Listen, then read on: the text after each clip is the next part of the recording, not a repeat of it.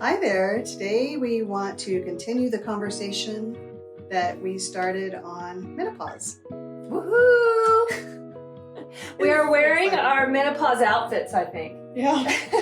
Big t-shirts, so we're comfortable, you know. And can take off in a second if I'm we're having a hot flash. But no, we're just in the comfy clothes today. Yeah. So today we're going to talk about the physical effects of menopause, or at least what we know about it and what we've experienced. Yeah. And so the first one is going to be hot flashes and night sweats. So what have you experienced with that? Those hot flashes. Well, I did figure out early on, and because my mom talked to me about it, she had really bad hot flashes. She told me not to eat any fruit or anything sugar before bedtime. Yeah. Interesting. Yeah. So that helped me a lot. But you know, we've experienced this together. I've experienced this when we're together. If I drink alcohol, I get so hot. I just start sweating. So my alcohol consumption has gone way down. So for me, I had a hysterectomy. So my menopause was like overnight, obviously. And I do remember in the hospital, because I was actually in there for a week for, well, that's another story. But anyway, I did get hot flashes in there, and then they put me on estrogen, so I really have not had any hot flashes since then. But my body temperature has definitely warmed up. I was always cold everywhere. Like it could be 80 degrees and I'd still be cold. But now I'm a lot warmer. Mm-hmm. My body temperature is warmer, and I kind of like it because I hated being cold. Yeah. So, I actually think mine has gone reverse, Tina. You've gotten colder? I think I used to be hot all the time, and in the last several years, I get colder easily. When I'm not having a hot flash, I definitely am colder, and I have to take jackets to restaurants and. Yeah, I used to always have to. Now I don't worry about it too much. Usually okay in restaurants now. But what we did find out, there are different levels of hot flashes. You could be someone who just gets, you know, oh, gotta do this, you know, and then maybe a little worse. And then apparently there are people who just sweat, like their clothes get wet. Yeah. My mom told me whenever she was having the hot flashes really, really bad, she would go to visit my grandma in a nursing home. She'd have to shut the door to my grandma's room and strip down totally. And grandma would be like, why are you taking your clothes off? But she was sweating so much. That is the severe. Yeah, that's the severe one. I never had that. And I don't think my sister ever did either. My mom, like I said, she never talked about it. She must have just skated right on through. She must have. Or she just she wasn't much of a complainer, so maybe she just didn't talk about it. Well, and it was also something that people didn't really talk about. Yeah, that's true. But you'd think she'd talk about it to her daughter. Yeah, you would think. But sometimes they don't. Yeah. The only time I had sweaty like that, I was telling her I was breastfeeding. I was just, and it wasn't milk, it was just. But it's when your hormones are going crazy. Hormones. Woo, yeah. That's definitely what's happening. So. Right. So what have you experienced with your hot flashes? I'm sure people have stories. Yeah. Tell us. Yeah. We would like to read about it. All right, this one's the obvious one. Change in your menstrual cycles. Yep. Well, mine was really easy, actually, as far as that goes, because 1 month I had my period, the next month I didn't. And then I went several months and I was like, holy So you were crap, regular? am I pregnant? You were regular all the way until one day you stopped? Yes. Interesting. And I just stopped. That was it. Never had it again. And it was early too, in my opinion, because I was in my early 40s. Yeah, that's pretty early. Yeah. Some people are still getting pregnant in their early 40s.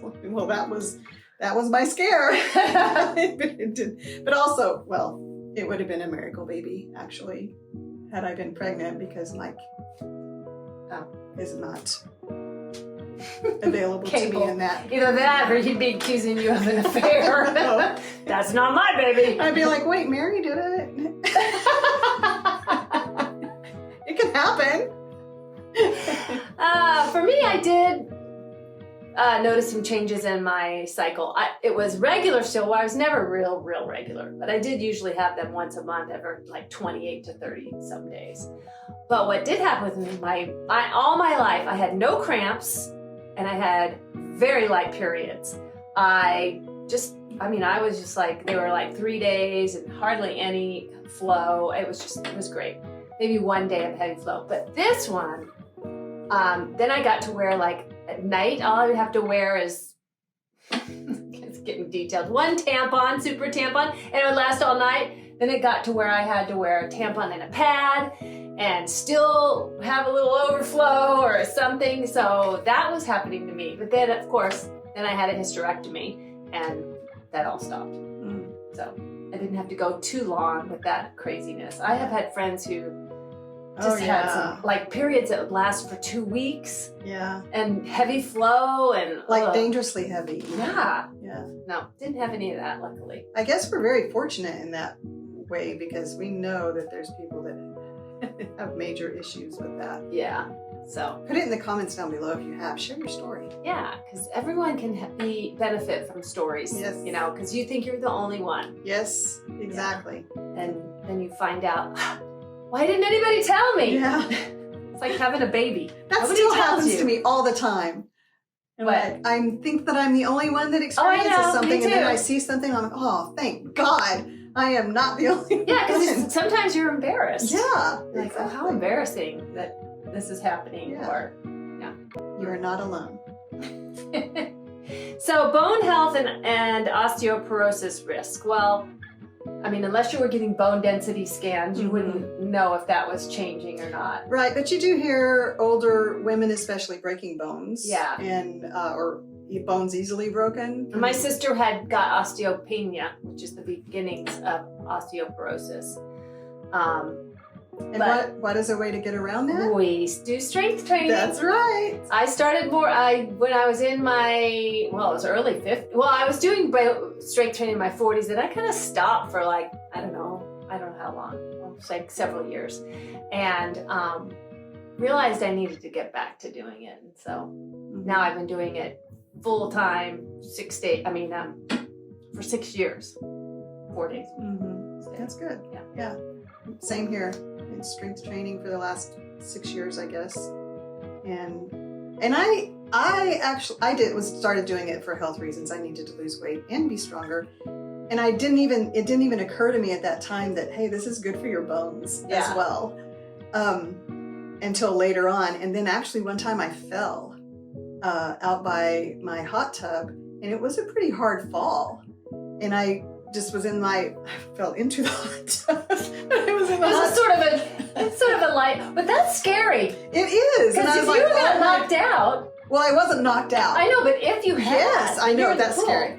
But my legs were all twisted up, and I was like, oh my gosh, I have broken my leg. It really hurt. And then it wasn't broken, but my trainer at the time was like, yeah, good thing you've been strength training. I was like, yeah, that's exactly right. Because heavy as I was back then too, I could have been really bad. But anyway, strength training is good for your bones. So and you should get a DEXA scan. My doctor, I just had one last year, I think.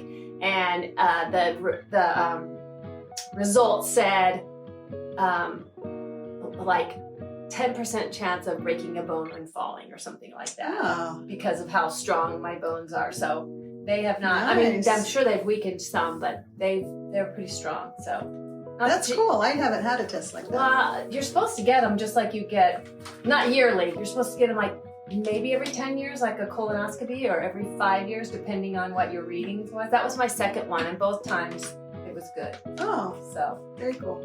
Yeah. Good to know.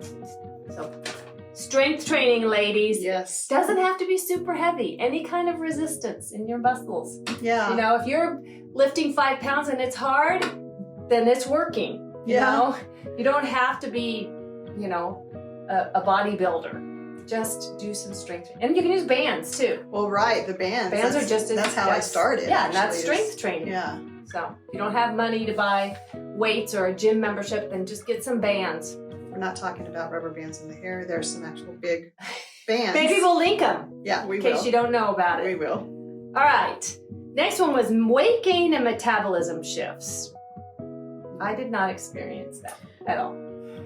Well, I was already overweight at that point, but I do think that my metabolism slowed down, but then it helped when I started really exercising. You know, I think honestly, a whole lot of these symptoms are alleviated by working out, having a regular exercise schedule, and a lot of this is way better or non-existent.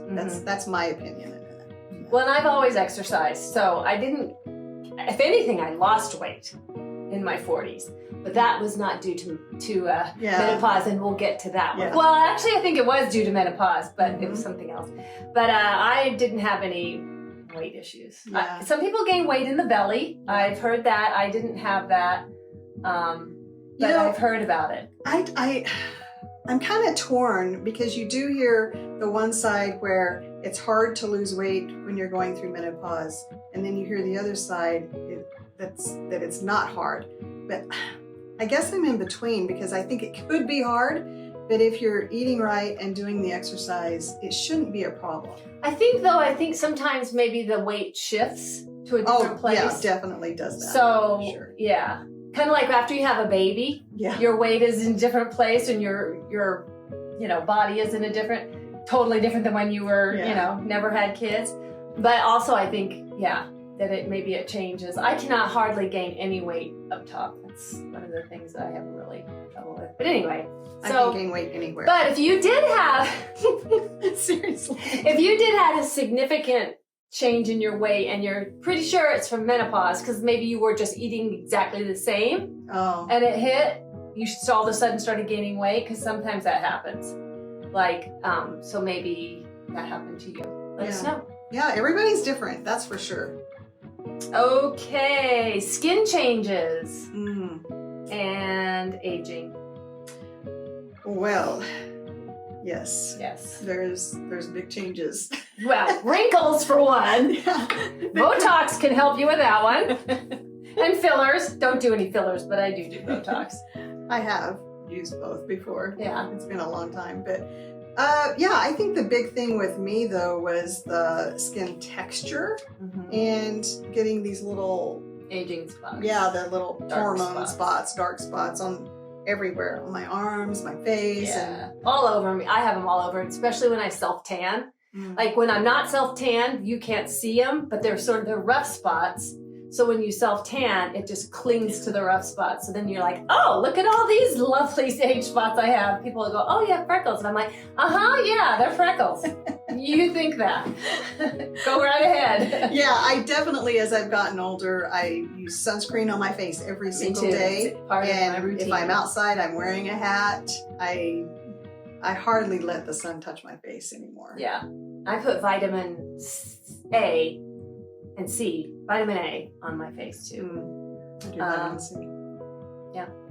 And the other thing, to me, what's happened to me is your skin gets thinner, especially on the arms. It really seems to be the arms, like the forearms. And like you can't see, I have this red spot here just from like barely touching something. You get these red spots, and I remember seeing them on my mom and dad and going, oh, I don't want that. I know, and I'm like embarrassed, like covering my arm. It doesn't happen very well. Actually, there's one right there. What the heck? I don't even know what happened. Yeah, you don't. You just bump into something, and then I take care of my grandkids, and sometimes them just grabbing me can do it, and so that's sad. So I do take collagen. I don't know, maybe it's helped. I don't remember exactly what my mom's arms looked like when she was 60-something, because I was in my 20s and didn't care about anything. But about my mother. My mother was my mother. Yeah. But I do remember Steve's dad had them really bad. They just fall. They just like... So don't fall. Yeah. Exercise so you don't fall. Yeah. And I think the other big thing that I've been able to tell is there's not as much... chunkiness in my, like, I don't know if it's not you lost weight. Well, yeah, that could be it. Yes. Yeah, they're definitely my face is not as fluffy as it used definitely to be. Less elasticity for sure. Yeah. Like sagging and Oh, the other thing I hate more than anything is this crepey skin. And I hate it most on my legs. I was gonna say on my legs. And my neck. Nothing works. Don't let anybody tell you any lotion's gonna work, because I've tried them all. Not gonna work. But I'm sure you could do like surgeries. Oh yeah. Or expensive creams maybe, but I don't know. I don't think that works. I do take collagen. Maybe it's helped. I don't know. Cardiovascular health. We kind of had to look this one up. We weren't quite sure what they meant by that. And but then it reminded us of a couple of things. Yeah. Go ahead. You go. Yeah, I remember, I think I was in my early to mid 40s, and I started having these heart palpitations, and I was like, I'm going to have a heart attack. I just was so scared. So I went to the doctor, and I had to wear a heart monitor for a week or two. I don't remember what it was. Of course, nothing was wrong. But there's just weird things that happen. Yeah, I had them for a long time and wouldn't tell anybody because I was Steve. Yeah. I would wake up they were always at night. Did you have them during the day? I did. I might have had them during the day and not as worried about them, but at night and then I think it's the whole, you make it worse because you stress out about it. Yeah. And yeah, I would wake up and it felt like my heart was just beating out of my chest. Yes. And I had no idea that was menopause. Nobody told me about that. And so, yeah, and so I was just like, and I guess I was... Yeah, even when I went to the doctor, they didn't say that. They didn't say, maybe it's menopause. No, they didn't say that. You know, mine didn't either. And he didn't give me a heart monitor. He sent me to have an ultrasound. And the guy goes, your heart is like a 19-year-old. So I'm like, okay, then why is it doing this to me? And it was hormones, yeah. Huh. You said you did go on hormone medication, right? Mm-hmm. For a while, I was on estrogen, testosterone, and progesterone, all three. Oh, wow. Yeah, but now I only take estrogen. I have an estrogen patch, and I don't take the progesterone or the testosterone. So. They put me on a birth control pill that I took for maybe 2 years, and then I didn't want to take it anymore. Yeah, so I didn't want to take a birth control. So I stopped doing that. But I also started taking an antidepressant at that time too, which I still take, but just the very lowest dosage that you can get. Some would say I might need higher, but I don't. I'm fine. You're fine. But I do know when you tried to go off of it. Yes. Yes. I take one too, but that's for the next. That's for the mental effects. That'll be the next one. All right. So we'll talk more about that one. Oh yeah, that was the worst thing ever. So anyway, if you have heart palpitations, it's obviously not detrimental to your health. No, and you should get it checked. But get it checked for sure, just in case. Yeah. But if you're having them, don't panic, because it wasn't painful, and you weren't short of breath or anything like that. It was just this pounding in your chest, and I couldn't sleep, and that could be why I remember them more at night than the daytime. I can remember saying, Steve, you need to call the doctor, and he's like, no, you're going to be okay. I'm like, how do you know I'm going to be okay? You need to call the ambulance. I'm dying. Call 911 right now. He's like, I think you're going to be okay. It's like, okay, Dr. Lacey. Well, he would have felt bad if something actually I know. Well, I guess if I'd passed out, he'd call 911. If you pass out, you call 911. So, I think there can be other cardiovascular problems. We didn't have them. The cholesterol and all that. Cholesterol. Yeah. I've always had high cholesterol though. Yeah. For a while I was on it and it went on cholesterol meds, went super low, so he took me off, and then it went back up again, and my doctor was checking my carotid artery, and after I went off of them, there showed a little bit of plaque, nothing big, so he put me back on them. So, all right, that's it for today. Woo-hoo. Next is mental effects. Okay, we could fill a book with the mental effects. Yeah. Couldn't we all? But so if you're having any signs of anxiety, depression, any of those mental things, you want to stay tuned for that one. For sure. Because we definitely both have experienced similar things, but also different, you know? Right. So we encourage you guys to comment. Sharing is caring. It's true. It's so true. And we're in this together, ladies. Yes. Nobody's alone. And we aren't experts, again, so always consult your doctor before anything. We just want to share our experiences and hopefully help some other people to get help if they're experiencing the same thing, to know that it's not embarrassing. It's normal. That's All right. See you next time. Bye-bye.